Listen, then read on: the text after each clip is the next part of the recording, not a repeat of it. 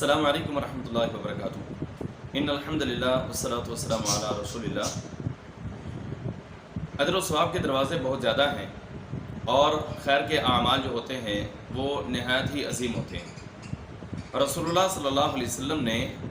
اللہ رب العالمین سے ایک روایت نقل کرتے ہوئے، یعنی کہ یہ حدیث قدسی ہے، نبی صلی اللہ علیہ وسلم فرماتے ہیں ان اللہ کتب الحسنات، بے شک اللہ رب العالمین نے نیکیوں کو بھی لکھا، والسیئات اور گناہوں کو بھی لکھا، ثم بین ذالک، پھر اس کے بعد نبی صلی اللہ علیہ وسلم نے اس کو مزید ایکسپلین کیا، اسے آپ علیہ السلام نے بیان کیا۔ فرمایا فمن ہم بحسنہ، اگر کوئی کسی ایک نیکی کا ارادہ کرتا ہے، فلم یعملھا، لیکن وہ اس کے اوپر عمل نہیں کرتا، کتبہ اللہ لہ عندہ، فرمایا کہ اللہ رب العالمین اس کے کھاتے میں لکھے گا حسنۃ کاملہ، ایک مکمل نیکی۔ یعنی نیکی کے اعمال جو ہیں وہ اتنے بہتر ہوتے ہیں، اتنے زبردست قسم کے ہوتے ہیں کہ اگر انسان کسی نیکی کا ارادہ کرے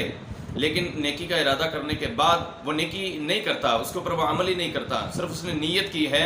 تو نبی صلی اللہ علیہ وسلم فرماتے ہیں کاتبہ اللہ لہ عندہ حسنۃ کاملہ، فرمایا کہ اللہ رب العالمین اس کے باوجود بھی اس کی ایک نیکی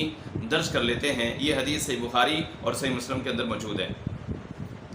اور جو شخص نیکیوں کی طرف رہنمائی کرتا ہے اس کے لیے بھی بہت بڑا اجر ہے۔ جس طرح سے میں آپ کو نیکی کے اعمال بتلاتا ہوں اور پھر آپ میری بات کو سننے کے بعد آپ لوگوں کو جو ہے نیکی کے اعمال بتلاتے ہیں، ان کی جو ہے وہ تعلیم و تربیت کا اہتمام کرتے ہیں، اس بات کو آگے پہنچاتے ہیں،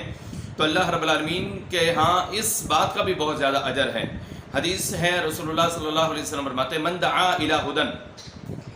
اگر کوئی انسان، کوئی شخص جو ہے وہ کسی کو بھلائی کی طرف بلاتا ہے، نیکی کی طرف بلاتا ہے، تو کان لہ من الاجر مثل اجور من تبعہ لا ينقص ذلك من اجورهم شیئا، نبی صلی اللہ علیہ وسلم فرماتے ہیں کہ اس کے لیے اتنا ہی اجر ہوگا جس طرح کوئی کام عمل کرنے والے کے لیے اجر ہے۔ یعنی کہ ہماری بات سننے کے بعد اگر کوئی انسان اس کے اوپر عمل کرتا ہے تو جتنا اجر اللہ رب العالمین اس کو دے گا اتنا ہی اجر بتلانے والے کو، تبلیغ کرنے والے کو بھی دے گا۔ لیکن اس کے ساتھ ہی فرمایا ومن دعا الی ضلالہ، اگر کوئی کسی کو گمراہی کی طرف بلاتا ہے، یہ برے کام کی طرف بلاتا ہے، گناہوں کی طرف بلاتا ہے، تو کان علیہ من الاثم مثل آثام من تبعہ لا ينقص ذلك من آثامهم شیئا، نبی صلی اللہ علیہ وسلم فرماتے ہیں تو پھر جب وہ انسان کسی کو گناہ کی طرف بلائے گا تو اس کے بلانے کے اوپر جو بندہ بھی گناہ میں شریک ہو گیا تو جتنا اس گناہ گار کو گناہ ملنے والا ہے اتنا ہی گناہ اس شخص کو بھی ملے گا کہ جس نے ان کو برائی کی طرف دعوت دی تھی۔ تو نیکی کی طرف دعوت دینا یہ بہت بڑا عمل ہے، نیکی کی طرف بلائیں تاکہ آپ کی بات پر عمل کرتے ہوئے لوگ جتنے بھی اس طرف آ جائیں گے، آپ کی بات کو سنیں گے اور پھر اس پر عمل پیرا ہوں گے، تو وہ جتنی ہی ان کی تعداد ہو اللہ رب العالمین ان کو جتنا اجر دے گا اتنا اجر آپ اکیلے شخص کو بھی دے گا۔ تو اجر و ثواب کے جو دروازے ہیں ہم اس کی طرف چلتے ہیں۔ سب سے پہلا ایک اجر میں آپ کے سامنے آج بیان کرتا ہوں۔ رسول اللہ صلی اللہ علیہ وسلم کی بڑی ہی خوبصورت حدیث ہے۔ آپ علیہ السلام فرماتے ہیں من توضأ، جس بندے نے وضو کیا، نحو وضوئی ھذا، لیکن اس طرح سے جس طرح میرا یہ وضو ہے، یعنی کہ اللہ کے نبی صلی اللہ علیہ وسلم یہ بتلانا چاہتے ہیں کہ جس طرح میں تمہیں وضو کر کے دکھاتا ہوں، جو وضو کا طریقہ میرا ہے، اگر اس طریقے کے برابر میں، اس طریقے کے مطابق میں اگر آپ کا بھی جو ہے وہ عمل ہے، آپ کا بھی وضو بالکل اس وضو جیسا ہے جس طرح میں نے آپ کو کر کے دکھایا، ثم پھر وضو کے کرنے کے بعد صلی رکعتین، اس بندے نے جس نے وضو کیا تھا پھر اس نے نماز پڑھی 2 رکعتیں، اور 2 رکعات جو ہے وضو کرنے کے بعد جو اس نے پڑھی ہیں، ان دونوں کے درمیان یعنی کہ وضو کرنے کے بعد اور 2 رکعتیں پڑھنے سے پہلے فرمایا کہ لا یحدث فیہما نفسہ،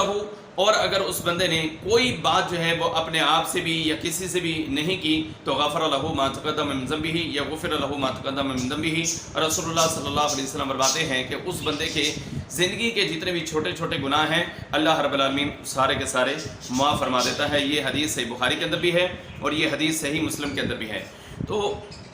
ناظرین کرام، بڑا بہترین قسم کا عمل اللہ کے نبی صلی اللہ علیہ وسلم ہمارے سامنے بیان کر رہے ہیں۔ عمل کیا ہے کہ وضو کرنا ہے سنت کے مطابق، اور سنت جو ہے وہ اللہ کے نبی صلی اللہ علیہ وسلم کے طریقے کو کہتے ہیں، یعنی کہ جو طریقہ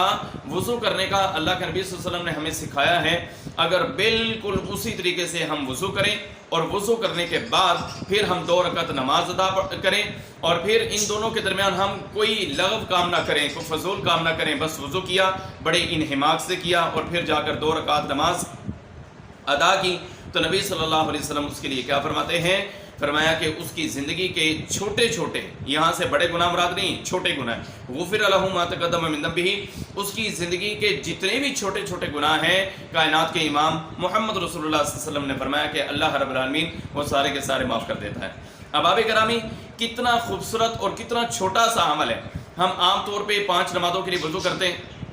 فجر کے لیے کرتے ہیں، ظہر کے لیے کرتے ہیں، عصر کے لیے کرتے ہیں، مغرب کے لیے کرتے ہیں، عشاء کے لیے کرتے ہیں، تو 5 ٹائم تو ہم تقریباً وضو کرتے ہی ہیں۔ اگر ہم وضو کریں بالکل اس طریقے سے جس طرح اللہ کے نبی صلی اللہ علیہ وسلم نے ہمیں کر کے دکھایا، اور پھر وضو کرنے کے بعد ہم 2 رکعت نماز ادا کریں کہ لا یحدث فیہما نفسہ، کہ ہم اس میں اپنے نفس کے ساتھ بات نہ کریں، مطلب ہمارے دل و دماغ کے اندر جو ہے وہ کسی قسم کا کوئی خیال نہ آئے، دل و دماغ میں کوئی اور خیال نہ ہو، صرف اللہ کی رضا مطلوب ہو، وضو کر کے ہم آئیں اور آ کر نماز جو ہے وہ ادا کریں۔ 2 رکعت نماز ادا کرنے سے نتیجہ کیا نکلے گا؟ اللہ کا حکم کیا ہے ہمارے لیے، فیصلہ کیا ہے، پروگرس کیا ہے کہ غفر لہ ما تقدم من ذنبہ۔ نبی صلی اللہ علیہ وسلم فرماتے ہیں کہ اس بندے کے، اس نماز پڑھنے والے کے، اس وضو کرنے والے کے زندگی کے چھوٹے چھوٹے جتنے بھی گناہ ہیں اللہ رب العالمین سارے کے سارے معاف فرما دے گا۔ یہ حدیث صحیح بخاری کے اندر 159 نمبر حدیث ہے، اور صحیح مسلم کے اندر 331 نمبر یہ حدیث موجود ہے۔ تو اللہ رب العالمین سے دعا ہے اللہ سبحانہ یہ مختصر سا جو عمل ہے یہ ہمیں بھی کرنے کی توفیق عطا فرمائے۔ اللہ رب العالمین ہم سب کی اصلاح فرمائے۔ وآخر دعوانا ان الحمد للہ رب العالمین۔